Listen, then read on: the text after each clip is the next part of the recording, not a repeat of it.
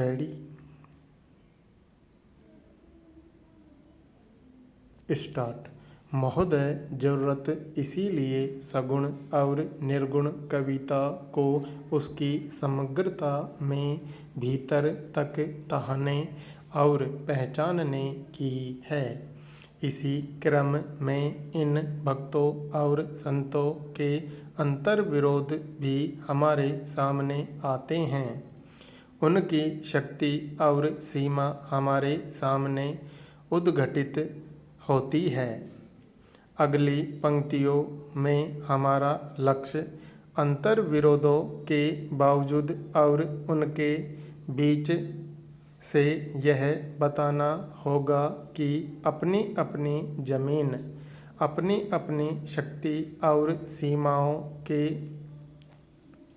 होते हुए भी सामान्यतः अपने समय के लिए और हमारे समय के लिए भी भक्ति कविता का सगुण और निर्गुण भक्ति कविता का महत्वपूर्ण सामाजिक सांस्कृतिक महत्व है। भक्ति काव्य की ये सामाजिक सांस्कृतिक उपलब्धियां इन भक्तों और संतों के अपने अपने समय और समाज से किए गए साक्षात्कार के क्रम में, उनमें इनके द्वारा किए गए हस्तक्षेप के क्रम में और इनके अपने गहरे रचनात्मक आत्मसंघर्ष के क्रम में सामने आई है।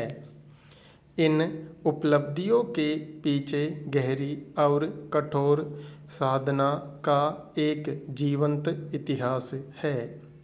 उसकी अपनी सफलताएं, असफलताएं, असंगतियां और अंतर्विरोध हैं। कुल मिलाकर वे हमारी मूल्यवान विरासत हैं। आइए अपनी इस विरासत का हम खुले मन से जायजा लें।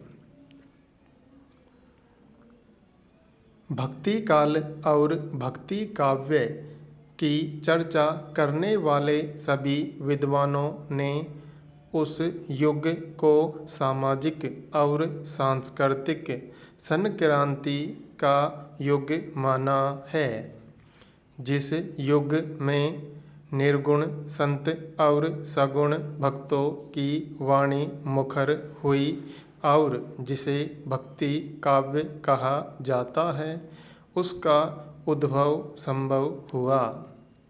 इस संक्रांति का मुख्य कारण भारत के सामाजिक सांस्कृतिक जीवन में इस्लामी धर्म मत का आगमन और प्रसार था।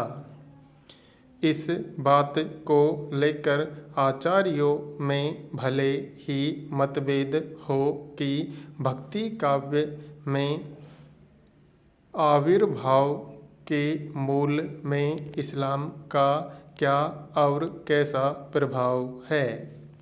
जहाँ तक चले आ रहे भारतीय समाज का सवाल है, यह सब स्वीकार करते हैं कि इस्लाम के आगमन ने उसे एक गहरा धक्का दिया। विभिन्न धार्मिक संप्रदायों में बटे हुए विद्यमान भारतीय समाज को एक व्यापक हिंदू धर्म मत के तले एकजुट होने के लिए विवश होना पड़ा। इस्लाम की ओर से आई सामाजिक सांस्कृतिक चुनौती को इसी प्रकार झेला जा सकता था और उसका प्रतिकार किया जा सकता था। विश्रृंखलित होती हुई समाज व्यवस्था पर भी ध्यान दिया गया और ऐसे रास्तों की खोज के प्रयास हुए जो भक्ति और आध्यात्म के संदर्भ में जनता के एक बड़े भाग को बिना किसी भेदभाव के आकर्षित करने और समेटने में सक्षम हों।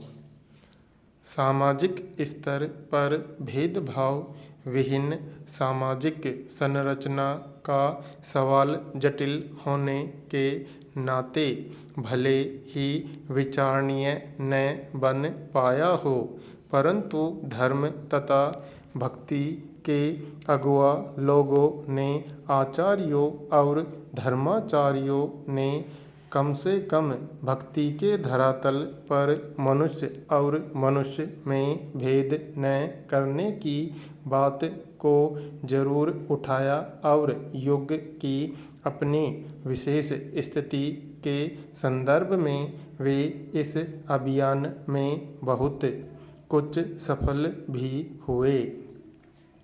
उनकी इस सफलता को निर्गुण संतों की रचनाशीलता और सोच को परिलक्षित भी किया जा सकता है।